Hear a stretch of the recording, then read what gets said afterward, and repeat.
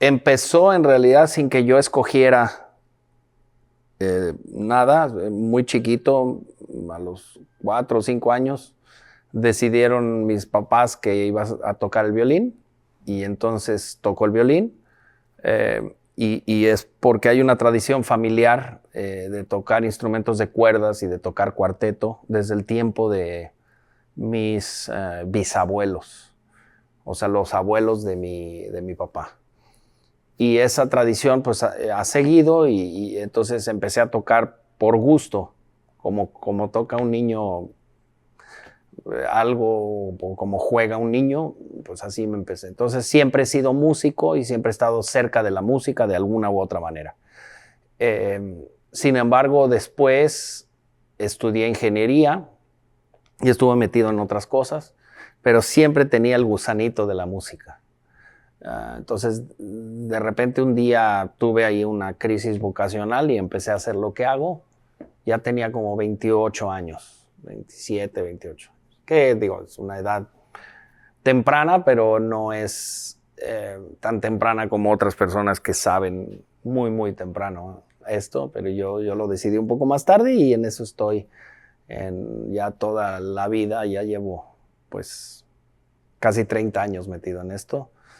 Y ha sido una aventura espectacular porque pues, me ha tocado encabezar orquestas en México, en Estados Unidos y también en Latinoamérica. Entonces, pues es una vida que me toca viajar mucho, que me toca trabajar mucho con diferentes orquestas, diferentes grupos, pero sobre todo representar a mi país siempre ha sido algo muy especial. Y la música es una de las mejores formas de representar a nuestro país. Creo yo que es con la cultura.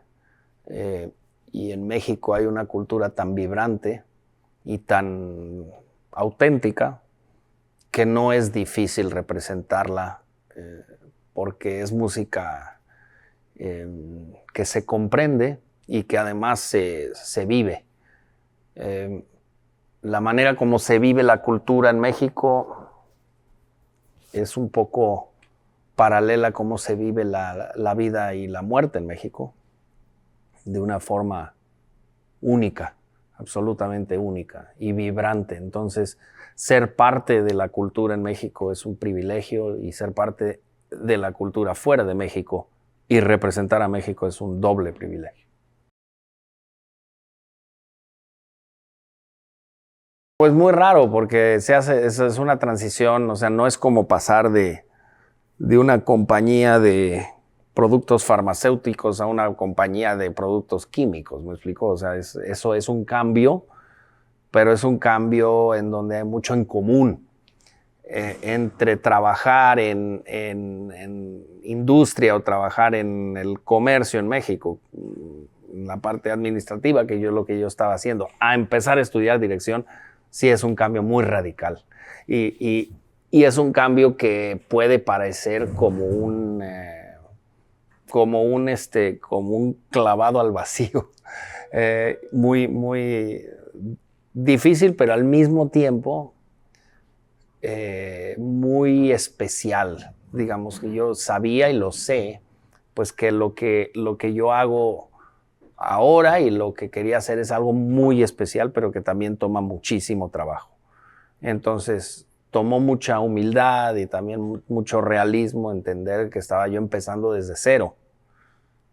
Y ahora que lo veo con los ojos de hace 30 años, pues me doy cuenta que la paciencia, que el aprendizaje te da mucho, ¿no? O sea, sabes, aprendes cosas porque ya las has vivido y aprendes cosas porque la vida te va enseñando. Entonces, para lo que yo hago, casi te diría que la juventud es un paso muy, muy previo. Sí hay directores que muy jóvenes ya son muy maduros, que son muy talentosos, muy jóvenes. Pero en mi caso, yo siento como que estoy ahora en mi mejor momento y no hace 20 años. Entonces, Esa es una de las ventajas que tiene mi carrera, es que aprendes de todo. O sea, aprendes de la naturaleza, aprendes de la gente, aprendes de viajar, aprendes de estudiar música, y todo se vierte en lo que realmente es una fiesta de hacer música, pero es una fiesta compartida con otros músicos, y siempre me ha parecido a mí que ponerle el centro en la parte humana es lo mejor que puede hacer uno en la música, ¿sí? O sea, no volverlo sobre uno, sino sobre los demás, sobre los músicos, sus vidas y sus pues alegrías y tristezas, y las del público, ¿no? Entonces, el director de orquesta es un muy interesante vehículo entre diferentes personas de comunicación. Yo creo que ahí está una de las razones por las cuales soy feliz haciendo lo que hago, porque sé que me permite expresarme, pero también me permite conocer gente y aprender de gente. Y eso es algo que siempre me ha motivado.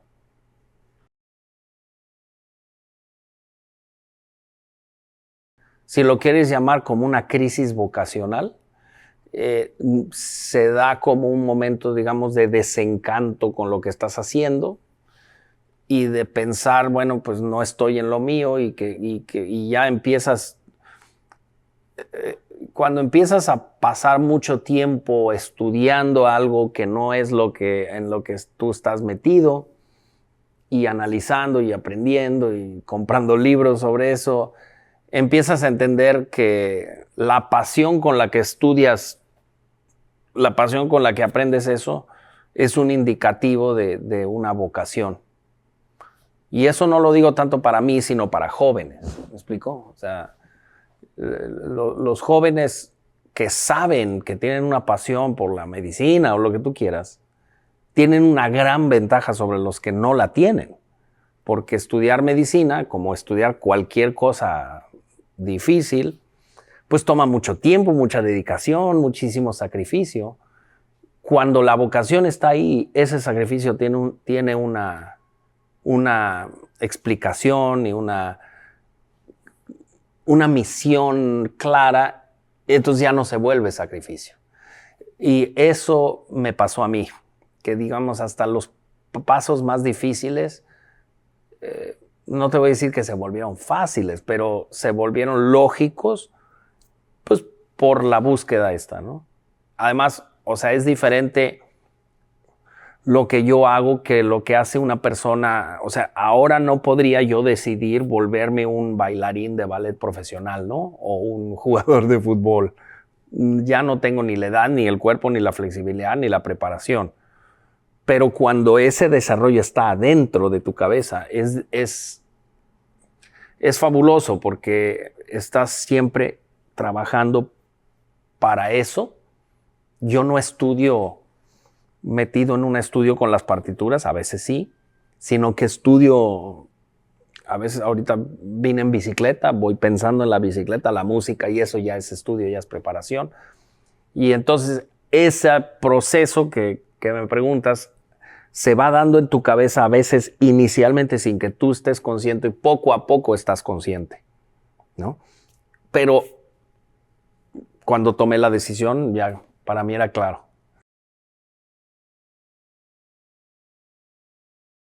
De cero sí, pero digamos que de un cero un poco avanzado, porque yo ya sabía de memoria el repertorio en general por haber tocado en orquestas y por haber tocado mucha música de cámara, y también por conocer las obras, ¿sí? Entonces ahí sí le traía una enorme ventaja al resto de personas alrededor de mí, porque yo ya conocía las obras por dentro. Y eso, bueno, pues eso es una ventaja, ya tener un repertorio. Entonces estás estudiando algo que quizá tú no lo sabes conocer por adentro de la partitura, pero ya te sabes la forma, ya es parte de tu forma de ser. Entonces, mis estudios y las primeras experiencias fueron bastante rápido dando resultados positivos.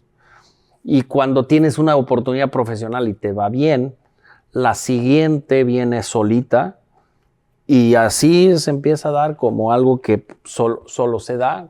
Cuando lo haces bien y da resultados, pues te buscan otras personas, porque siempre se necesita alguien para sustituir a alguien que se enferma o para tener una oportunidad. Entonces, eso le digo yo a los jóvenes, o sea, la cosa es estar listo para cuando tienes la oportunidad, sea realmente tengas algo que decir, porque si tienes algo que decir y de forma apasionada, con convicción, verdaderamente podrás hacerlo bien y eso te abrirá otras puertas. Esto que yo digo, evidentemente, es en cualquier profesión, ¿no? O sea, pero en esta profesión no es tan fácil como en el tenis, en donde si ganas un torneo, pues ganaste el torneo. Aquí nadie gana, sino que aprendes. Entonces, es algo en donde tú puedes ir a tu paso y en tu forma. O sea, no hay un torneo, no hay una... O sea, hay competencias, pero en realidad no son parte de lo que a mí me importaba nunca. Y es difícil porque en el momento que tú crees que sabes, es como una persona que ve algo muy pequeño sin telescopio. Y después lo ves más cerca con el telescopio y con eso se te abre un mundo. Y después es un telescopio con más resolución y hasta el más pequeño detalle ves que es un mundo. Entonces, conforme te vas metiendo, te vas dando cuenta que es mucho más difícil, mucho más complejo, pero mucho más fabuloso, porque aquí lo que nosotros trabajamos es con música genial, ¿sí? Entonces, eso es una cosa espectacular, ¿no? Y que también sabemos que hoy va a venir gente al concierto, que mañana va a venir gente al concierto, y que es gente que lo viene a disfrutar, que lo viene a vivir. Muy pocas profesiones que yo conozca tienen ese aliciente tan especial.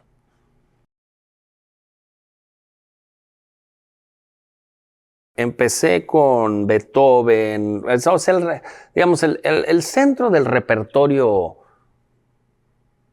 es, empecé con las sinfonías de Beethoven, porque el que era mi maestro inicialmente me dijo, y creo que tiene la razón, que todo es un antes y después que ese grupo de 9 obras.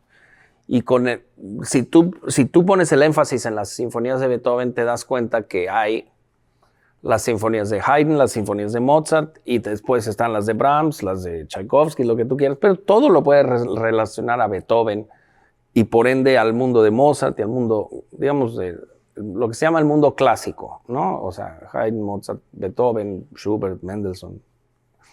Y por ahí empecé, y es una buena manera porque primero son genios, y segundo, mucho se relaciona a eso. Y poquito a poquito fui conociendo el repertorio mexicano. Digamos, cuando hablo del repertorio mexicano, no solo hablo de las obras que hago muchísimo, sino el repertorio de otros compositores. No solo Moncayo, Chávez, Revueltas, Galindo y tal, sino también Mario Lavista, Joaquín Gutiérrez Heras, los compositores anteriores, y siempre muy conectado con los compositores de mi edad y un poco más jóvenes con los que tenía afinidad.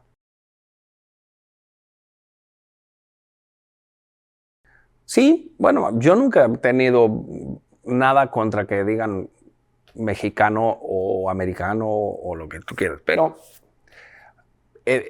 lo que tú dices tiene razón. Lo que pasa es que en lo que uno hace, no lo haces de manera diferente porque eres mexicano, sino que el hecho de ser mexicano te condiciona ciertas cosas de forma diferente. Te doy un ejemplo. Me mandaron un video ahí en donde le preguntaban a Guillermo del Toro, que por cierto es de Guadalajara. Le preguntaban en inglés, ¿no? Que por qué, pues que él tiene una visión muy especial de la muerte y de la vida y la muerte, y que lo vive de una manera muy especial. Y entonces él se les queda viendo y dice, I'm Mexican. O sea, como diciendo, ahí sí no soy yo, o sea, ese es mi contexto, ¿no? Entonces, hay cosas de lo que nos condiciona el país o la forma de ser. Entonces, yo vengo de una familia mexicana, pero mexicana de inmigrantes, que eso en Estados Unidos todo el mundo es inmigrante, pero en México también, aunque no se sabe tanto, pero pues mis papás, o sea, mi mamá es española, los papás de mis papás eran español y francesa, y entonces tenía como esa biculturalidad, pero yo crecí en la Ciudad de México, en la parte cercana a la Universidad Nacional, en el sur de la ciudad, y en muy mexicano, o sea, yéndole al Cruz Azul. El Cruz Azul fue campeón 3 veces cuando yo era niño, no ha vuelto a hacer nada. Yo viví esa época, la época cuando yo era niño, la época de la película Roma, por ejemplo. Eso yo lo viví, y la Ciudad de México es una ciudad, es un mundo, ¿no? O sea, no puedes hablar de una ciudad, es un mundo de ciudades. Entonces, eso te condiciona también cómo ves la cultura. O sea, cuando empiezas a estudiar lo que me preguntaste antes de música mexicana, o sea, no estás rascando en un sitio en donde hay profundidad así, estás rascando en algo que nunca termina, ¿sí? Entonces, esa riqueza cultural de vivir en sitios en donde tienes pirámides a 20 minutos, ¿no? Cuicuilco, no digamos las pirámides alrededor de la Ciudad de México, y cosas tan reales como que tienes vecinos escritores, amigos de tus padres que son gente muy importante dentro de la cultura, Carlos Fuentes, García Márquez, gente así. Vives una manera de vivir la cultura que es única. No es la cultura a través de unos estudios universitarios, sino es una cultura que está ahí y que te condiciona. Entonces, eso te hace ver ciertas cosas de una forma diferente que si yo hubiera nacido en Finlandia. Yo no sé cómo hubiera sido yo en Finlandia, ¿me explico? Pero lo que sí sé es que México tiene la enorme situación de ser un país enormemente cultural y enormemente variado, y ser un poquito, por lo menos cuando yo era joven, un poco un secreto, ¿sí? Es decir, a mí todavía me tocó que me preguntaran aquí cuando venía yo a algún campamento o algo así, pues que si yo iba al colegio en burro, ¿no? Entonces eso te hace reír porque pues tú dices, bueno, pues sabes que el ignorante es esa persona, ¿no? O sea, y yo les decía, sí, yo voy en burro. Sí, uy, no sabes qué divertido es ir en burro. O sea, cuando estás en la Ciudad de México, los únicos burros que ves están ahí contigo en el colegio, ¿no? No son animales. Entonces, y tú mismo, ¿no? Y tu hermano. Entonces, ¿qué te voy a decir? Eso es parte de lo que soy. Entonces, yo no tengo ningún complejo ni ninguna aire de superioridad, sino simplemente eso soy. Ahora, la vida me ha llevado a tener muchas experiencias y de casi vivir una doble vida, una en Estados Unidos y una en México. Pero yo siempre estoy conectado con lo que pasa en México y estoy agradecido de lo que tiene México y preocupado. Entonces, todo eso te lo digo porque es parte de lo que es. O sea, yo nunca he hecho una entrevista en Estados Unidos y he hablado de mi país más que con orgullo y privilegio, ¿sí? Y eso, que me digan mexicano o no, me da igual. Ahora, si la entrevista se trata sobre Beethoven y que lo que empieza el entrevistador es cómo es que un mexicano puede tocar Beethoven, ahí sí yo le diría, ¿sabes qué? Perdón, pero pues, ¿qué va a ser mejor el que nació en Alemania? No, o sea, cada quien cada quien, ¿no? O sea, yo crecí viendo directores como Herrera de la Fuente, Eduardo Mata, que hacían Tchaikovsky, Ravel, de manera sensacional, y con una pasión y con una convicción. Y me gustaría ser así para las personas que vienen después de mí. O sea, es ser, digamos, un ejemplo, bueno o malo, pero un ejemplo de que uno va por el mundo como lo que es, no como una persona condicionada por su país, pero sí por una persona agradecida por su país. Y en ese sentido coincido absolutamente con Guillermo del Toro, y no lo conozco, pero lo admiro muchísimo porque me parece que es una persona que ha hecho cosas maravillosas en el cine, con una imaginación espectacular, y que no importa si eso es en Pinocho o en lo que tú quieras, pero crea un mundo. Crea un mundo que no es el estereotipo del mundo de la que la gente va a pensar de él, ¿no? Pero cuando le preguntan de su mundo, está profundamente orgulloso y lo entiende perfectamente y lleva la bandera de su país de una manera ejemplar y de su ciudad.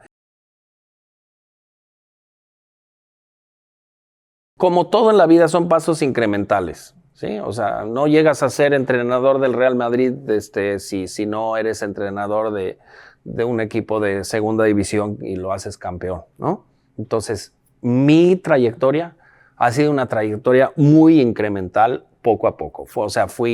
Primero fui director asistente de la Filarmónica de la Ciudad de México y hacía yo conciertos infantiles, conciertos familiares, conciertos de temporada, muchos, me dieron muchísimas oportunidades y entonces poco a poco realmente he ido en peldaños sin brincármelos. Ese ha sido mi estilo.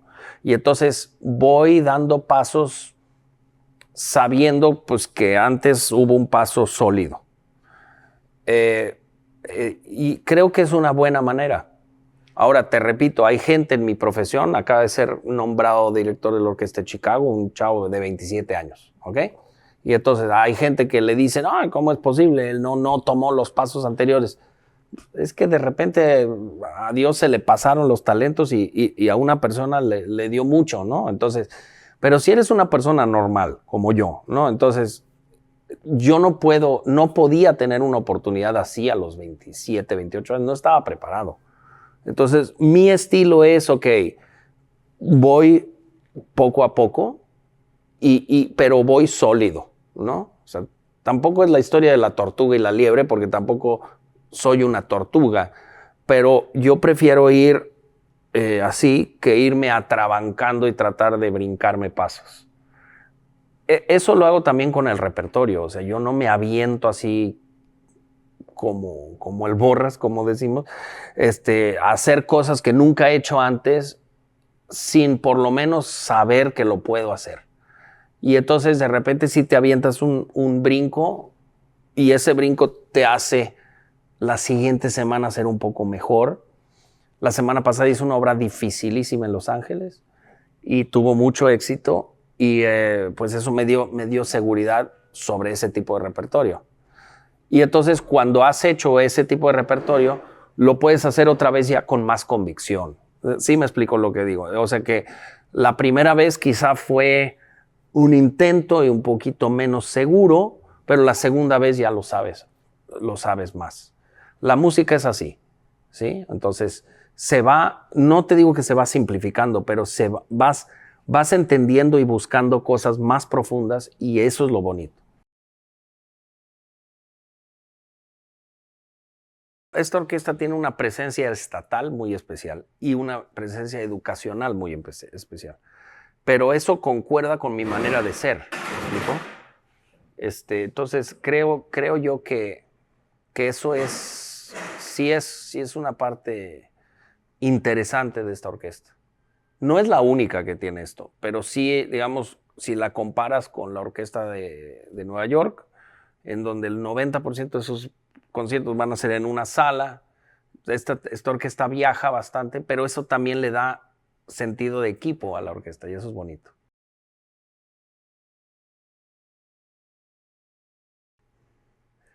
Pregúntale a un doctor por qué sigue estudiando, ¿sí? O sea, un doctor de 80 años. O pregúntale a un historiador o a un filósofo o a cualquiera, ¿por qué sigue estudiando? Yo creo que es la naturaleza que tengo y que es la naturaleza además un poco por sobrevivencia, porque a mí me aburriría pensar que ya sé todo o que porque estoy haciendo Romeo y Julieta por octava vez en 2 años, pues ya me la sé y la voy a hacer igual. No, no, no es eso. La búsqueda está ahí, siempre estás tratando de encontrar cosas nuevas. Y si la orquesta toca este nivel, la quieres llevar acá. Y si toca acá, la quieres llevar acá. ¿Eh? O sea, eh, ya, a mí me gusta muchísimo el fútbol, ¿eh? Y el básquetbol. Ahora ya me está empezando a gustar el hockey. Hasta le estoy empezando a entender. Y tú ves que los grandes, grandes, grandes jugadores, ¿no? LeBron James, Messi, son los primeros en llegar al entrenamiento y son los últimos en irse. Y son los que más ganas le echan y los que más trabajan en sí mismos. Y yo creo que esto es una naturaleza de decir, bueno, no es que yo quiera ser el mejor, no es eso, nada que ver. Lo que quiero es desarrollarme de la mejor manera posible, aprendiendo. O sea, eso sí, pues tú entrevistaste a mi papá tiene esa misma manera de ser.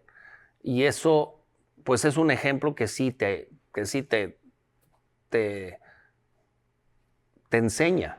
O sea, yo nunca le he visto una actitud soberbia o de decir yo sé más que tú o nada de eso. O sea, no, yo tampoco tengo una actitud así con músicos. O sea, no es mi naturaleza. Mi naturaleza más bien es de decir yo estoy aprendiendo siempre porque no sé lo que, pues, lo que otros saben. Y entonces con esa curiosidad siempre vas creciendo. Pero no lo digo eso como diciendo, uy, yo soy una persona muy tal. No, no es eso. Así soy. Entonces, sí es buena esta profesión en ese sentido. ¿Sí? Cuando te decía de un doctor, pues, si el doctor deja de estudiar, pues se va, se va a estancar con lo que es algo viviente, ¿no? Yo admiro mucho a los científicos, estoy muy agradecido con los científicos que desarrollan estas increíbles nuevas tecnologías que espero algún día acaben con el cáncer y con esos horribles eh, enfermedades. Y respeto muchísimo el genio humano y la ciencia. Y entonces lo mismo en la música. Me impresiona cómo tocan jóvenes hoy. Acabamos de tener una audición de flauta, 57 flautistas vinieron y ganó una chica con un nivel espectacular que tiene 20 y pocos años. Eso me motiva tremendamente. O sea, lo que yo no quiero ser una persona que mira eso como que es normal, no, hay que verlo con una gran admiración. Aquí hay 70 músicos que están al más alto nivel y que vienen de grandes conservatorios y que se han rifado el pellejo toda su vida. Lo último que necesitan de un director es una persona que ya llegó a un estado y que ya a jugar golf, ¿no? O sea, no así, ni sé jugar golf, ni es mi filosofía. ¿Me explico? Mi filosofía, no digo nada contra el golf, es que yo soy un músico en proceso y lo voy a hacer siempre. Y el día que no tenga la motivación de seguir aprendiendo, yo creo que me voy a volver a otra cosa. Pero hasta ahora mi motivación no ha hecho más que seguir y crecer.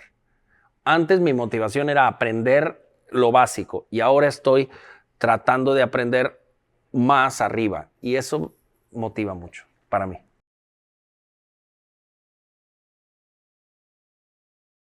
Es interesante la pregunta. Yo te diría que una combinación. O sea, no puedes no tener talento. Si no hay el talento, el desarrollo tampoco te va a enseñar. O sea, es decir, en esta profesión no puedes estudiar al último minuto como en un examen de matemáticas, ¿no? O sea, no funciona así. Todo es incremental. Entonces yo te diría que es un 50-50. Ahora, he conocido gente que tiene 80-20, 80 de talento y 20 de ganas, o 20 de trabajo. Y hay gente que conozco que tiene al revés. Yo te diría que yo soy una persona bastante balanceada, pero que tiene sin duda la filosofía que por ganas no quede, ¿sí? Es decir, mi entusiasmo y mi trabajo están al 100% y el talento no lo sé. O sea, no lo sé y es muy posible que no estén a un nivel muy alto comparado con otras personas. Pero el trabajo y el entusiasmo, ese sí,